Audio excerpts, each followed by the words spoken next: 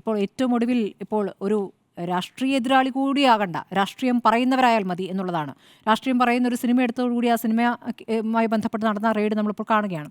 അപ്പോൾ ഇതിലൊരു രാഷ്ട്രീയ നിലപാടുണ്ട്. പക്ഷേ അതിലപ്പുറം ഇതിലൊരു കേസുണ്ട് എന്നൊരു വിഷയം കൂടിയുണ്ട്. കാരണം ഇത് പിണറായി വിജയൻ്റെ മകളെ കൊടുക്കുക അല്ലെങ്കിൽ പിണറായി വിജയനെ കൊടുക്കുക എന്ന രൂപത്തിൽ കേന്ദ്ര ഏജൻസി നേരെ വന്ന ഒരു കേസല്ല ഇത് ഇൻകം ടാക്സ് വെട്ടിപ്പ് നടത്താൻ CMRL കമ്പനി നടത്തിയ വെട്ടിപ്പ് ഇൻകം ടാക്സ് കണ്ടെത്തുകയും അങ്ങനെ ഇൻട്രീം സെറ്റിൽമെൻറ്റ് ബോർഡിന് മുന്നിൽ ആ കേസ് വരികയും അതിന്മേലൊരു തീർപ്പുണ്ടാകുകയും ചെയ്ത കേസാണ്. അതിലെ ഒരു ഭാഗത്തെ കൃത്യമായ വിശദീകരണം, അതിലൊരു എന്താ പറയുക, പ്രോമിനൻ്റായ വ്യക്തിയുടെ മകൾ ആണ് ഇതിൽ ഭാഗമായിരിക്കുന്നതെന്നും ആ വാചകങ്ങൾ തന്നെയുണ്ടല്ലോ.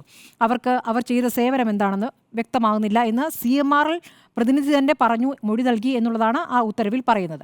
അപ്പോൾ അങ്ങനെയാണ് ആ കേസ് തീർപ്പാക്കിയിരിക്കുന്നത്. കാരണം ഈ 135 കോടിയുടെ തിരിമറി, ആ പണം അടച്ച് ഇൻകം ടാക്സ് അടച്ച് ആ കേസ് തീർപ്പാക്കി. പക്ഷേ അതിന്മേൽ മറ്റൊരു പരാതി വരികയാണ്. ഇതിൽ മറ്റൊരു പരാതി വരുന്നത് എന്തുകൊണ്ടാണ്? ഈ പറഞ്ഞ ഷോൺ ജോർജാണ് പരാതി കൊടുക്കുന്നത്. ഷോൺ ജോർജ് ഇതിലൊരു പൊതുകാര്യ പ്രസക്തിയില്ല അല്ലെങ്കിൽ പൊതുജനങ്ങൾക്ക് ഇതിൽ കാര്യമില്ല എന്ന് പറയുമ്പോൾ ഷോൺ ജോർജ് അതിന് പറയുന്നൊരു മറുപടി, ഷോണിന് അതിൽ ഷെയറുണ്ട്, CMRL ഷെയറുണ്ട്, അതൊരു കാര്യമായി വരുന്നു.